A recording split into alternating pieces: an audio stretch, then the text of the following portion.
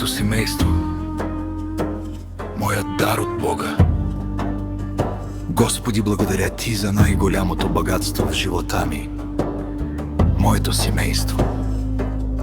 Благодаря Ти, че ме дари с жена, като Нургюл, моята опора, моята любов, моят мир.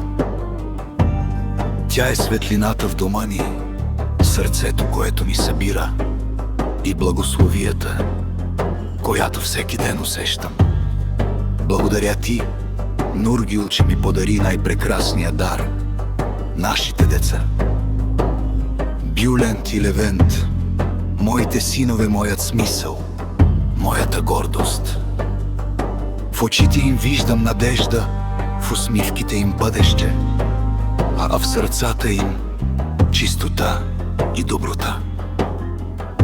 Господи, благодаря Ти, че ме избра да бъда баща на тези деца и съпруг на такава жена. Моля Те, пази семейството ни. Дай ни здраве, любов и разбирателство. И нека дома ни винаги бъде изпълнен с мир, вяра и топлина. Моето семейство, моята молитва, моята сила и моята вечна благодарност.